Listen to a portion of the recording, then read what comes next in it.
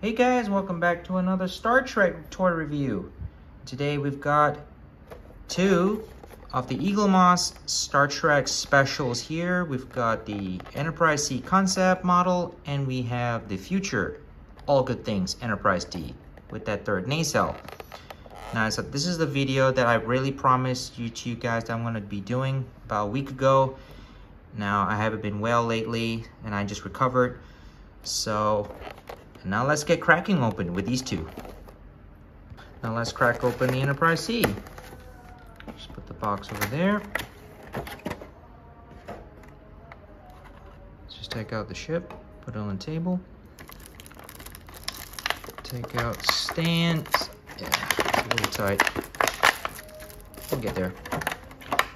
Plastic display. Okay. All right. Now, before we go to the display stand, now let's just check out the Enterprise C. So there she is, there's the model. Now some very good details here. Now I've dimmed down the light slightly for this festive season. As you can see, I've got beautiful Christmas decorations put in the background. Getting ready for Christmas. We're 3 days away. So here's the Enterprise C. This is the Probert concept. I think this is the Probert, Andy Probert concept, Enterprise C. It's a lovely design. It's got a very beautiful silhouette. Now this model is a fantastic design of the Enterprise C. I wish they went with this design rather than the other. The original, the other version that we all know on yesterday's Enterprise. This is still a very great design. That's why I bought this one, because it's an alternate version of the Enterprise C. Lovely details there. Lots of very nice intricate Aztec paneling. Got your NCC 1701C over there. Got some beautiful details on the bridge module over there. Phaser banks, nice circular phaser banks. Looks like got this very big observation port window at the back there. The impulse, the crystal over there. The impulse engines behind there. Some lovely Aztec details down on the strong back. We've got two, looks like there are two phaser banks right over there on the base of the warp pylons. And there's your shuttle bay, as you can see it, there it is. There's your warp nacelles, which is nice and long.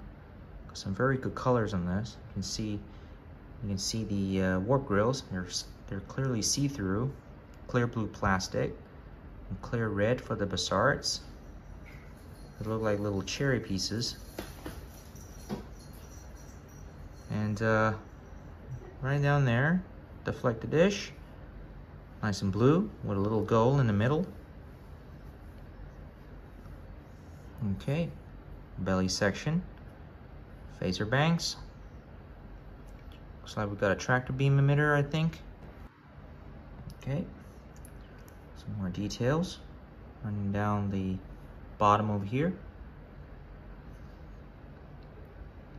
NCC 1701C on the pylons there. This is a lovely design. It's a very sleek design.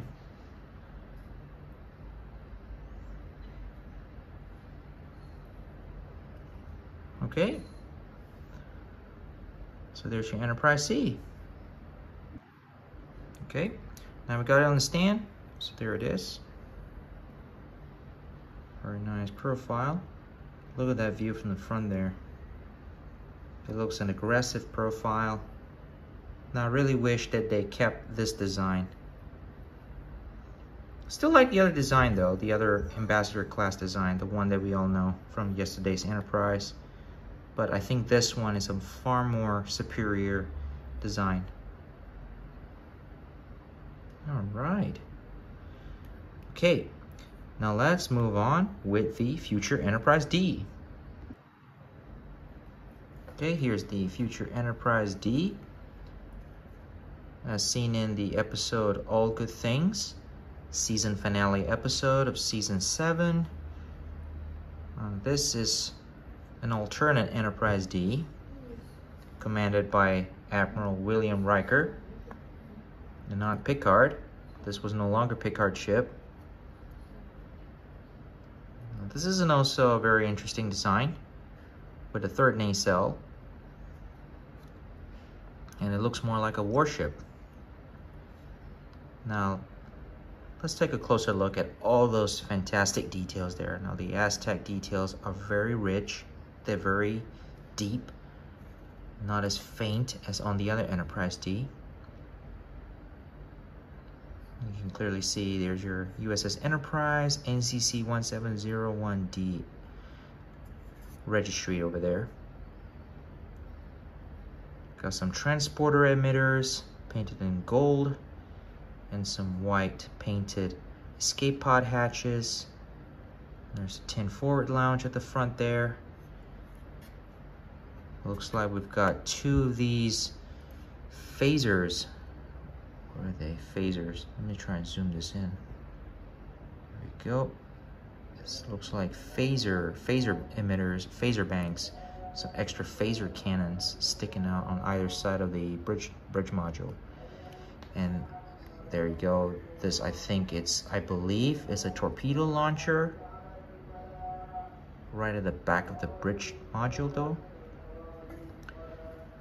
There's the side of the profile there. And now the bottom of the saucer, we've got this massive phaser cannon right here. Look at that. Now there's a slight mistake here that Eaglemoss did not correct, that NCC 1701D is apparently a copy paste. That registry there is a copy paste from the other standard Enterprise D. What they should have done on this one, they should have spaced it out. NCC on the outside a little slightly and the 1701D on the other side. So that's just a small mistake that they've done there, but that's okay. It is what it is. Nice painted windows, some black and whites there. Now the phaser cannon is very blocky. It's very rectangular, it's blocky. We've got some paint applications there as well. Looks like we've got like the orange application, paint application there. Now the neck, as you can see that, the Aztec paneling kinds of ends abruptly just about halfway down the neck. You can clearly see, and then it starts to fade. The Aztec detail starts to fade off slightly down to the bottom. And it's the same thing on the other side. Yeah, it's the same thing there. The windows are painted in. There's your deflector dish, same as on the original D. There's the belly section of the engineering. Got your phaser emitters painted. Some transporter emitters painted in gold. We got like 4 of them. Sorry, camera shaking a little. Got some very nice Aztec detailing as well. There's your Starfleet pennant right there. And these very big fins here on the side here. Now these are plastic though. These are plastic, yeah.